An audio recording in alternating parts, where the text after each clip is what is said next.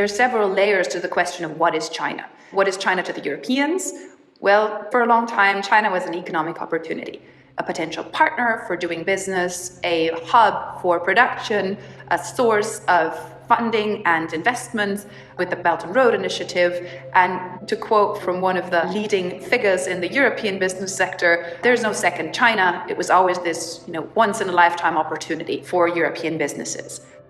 And now China is a lot more than that. China has moved from being a topic for the foreign policy connoisseur, something that wasn't really important for many people in Europe, to a central issue in the policy debate. And that happened in a matter of years. And because this happened so quickly, it really is difficult for everyone to catch up with where the debate has moved and how quickly it has shifted. And now all of a sudden, China has become an economic challenge for Europe as well. China has become a factor in the European market, has become an actor in Europe, and has risen to a major topic of conversation that touches upon everything from trade policy to competition policy to the internal market to the questions of health security. So it's not a topic for the foreign ministries anymore. It's a topic for the economic ministries. It's a topic for the interior ministries. It's a topic for the health ministries. The coronavirus crisis has really demonstrated what being kind of interconnected means and how quickly challenges can become really, really global. The fact that China has behaved much differently during this crisis than during previous crises has changed the assessment of Europeans. We were, in the end, always thinking that China was supportive of the multilateral order. And then we witnessed here in Europe the behavior around the coronavirus crisis and the WHO. And that is something that is new, this forceful and assertive behavior that we haven't seen so much before. We've seen a very inward-focused China that is focused very much on stabilizing its own market and stabilizing its own economy and creating jobs at home and not necessarily stabilizing the global economy. And then the last thing I think that the Europeans hadn't really expected is that China would actively target the EU in its campaigns. So for Europe, this is really a moment of reckoning with what is China, what is the kind of challenge that we're facing here, and how do we come up with a coherent and convincing policy that kind of holds us together, while at the same time does not eliminate opportunities for cooperation. And so we have conversations about human rights violations. We have questions about European businesses and what they are doing in China. But this has not reached a level yet where I would say it's an all-out withdrawal or an all-out opposition within European governments to say human rights trumps business. We're not there yet. But if I can be cynical, I would say China is doing everything that it can to move Europe in that direction. The moves against Hong Kong have certainly been stronger than anticipated by many in Europe. The fact that the situation in Xinjiang is not getting the amount of attention that it should among European governments, but it's becoming too large to ignore. And the next huge item on the agenda will be stability across the Taiwan Strait and the question of potential aggression vis-à-vis Taiwan, because this is for Europeans not only a matter of human rights, democracy, liberal values, etc. It becomes die-hard economic interest. If 50% of the semiconductor supply come from Taiwan, then this becomes really relevant and crucial for the European tech supply chain, and it becomes really, really relevant economically as well. And that's new for Europeans.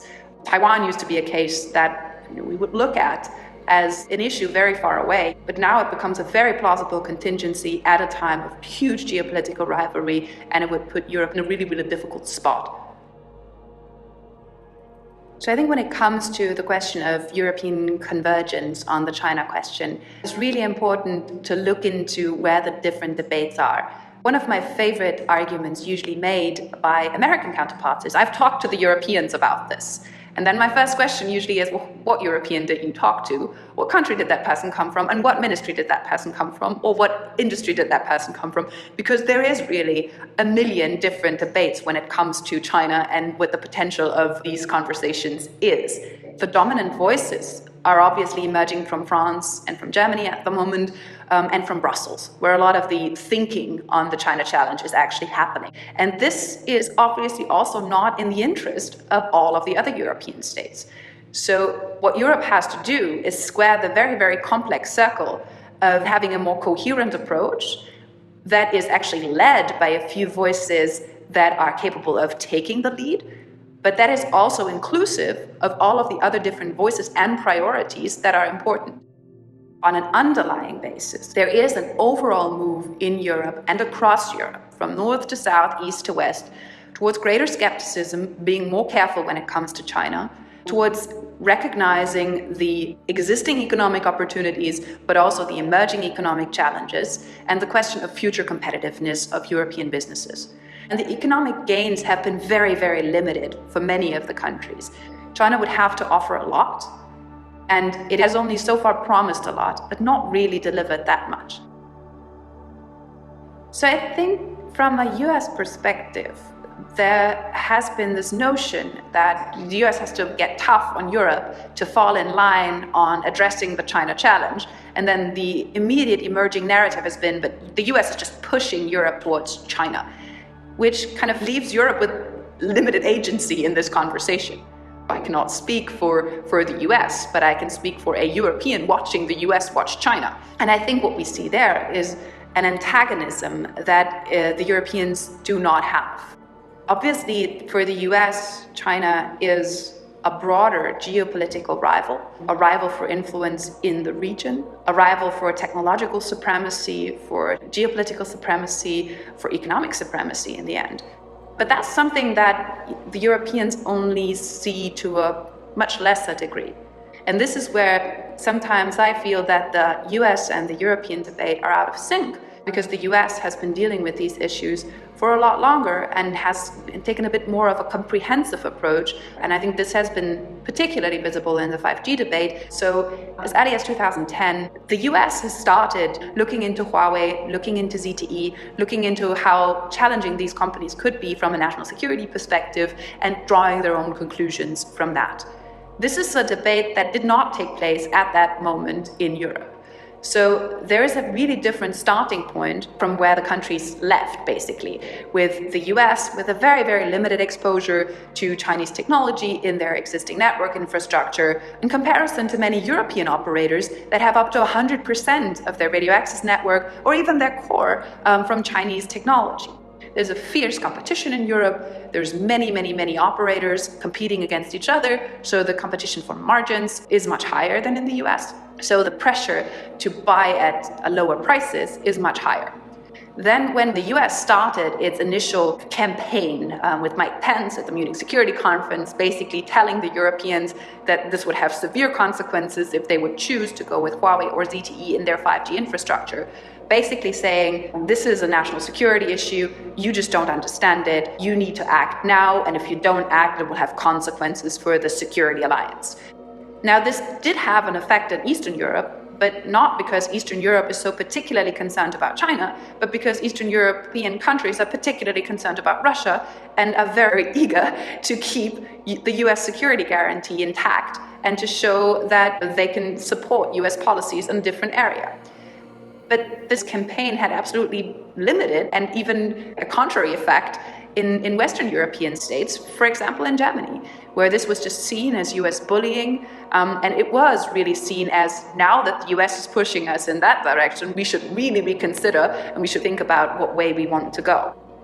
US thinking in this area is still in a different space. The all-out rivalry dimension to this is something that is really hard for the Europeans to buy into at a time where transatlantic relations are also in disarray, and where it's really hard to side with the US government that has been openly hostile to, especially the German government in this case, but to European governments more broadly, and has been willing and active in using coercive economic measures, etc., to force policy change in Europe. What was really interesting in the European debate was that US claims were questioned. And that says a lot about transatlantic trust. The fact that there were often comments made saying, well, the Americans have actually spied on us and they have hacked our chancellor's phone. But with the Chinese, we haven't proven it yet. And so spot the difference? And that has been a very dangerous argument to make, obviously, to equate the US and China in these conversations.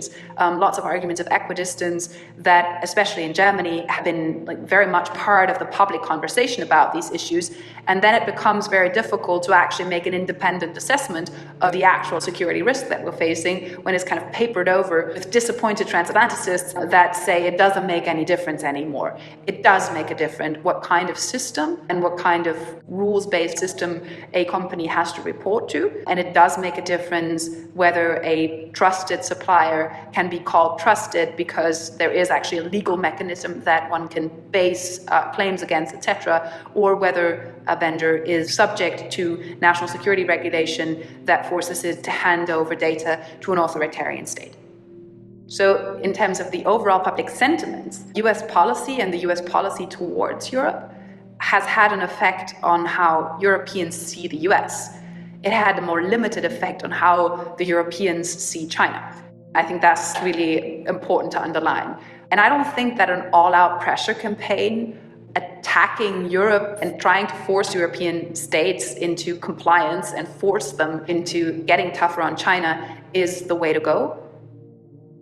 If you think about areas of convergence and divergence in the transatlantic relationship when it comes to China, you can make a huge long list on convergence. We completely agree on the market distorting potential that China has, state capitalism, the IP theft questions, the question of state subsidies. We have the similar assessment in Europe and in the US that this poses a huge problem to the way our international trading system works and the way market economies should trade with each other.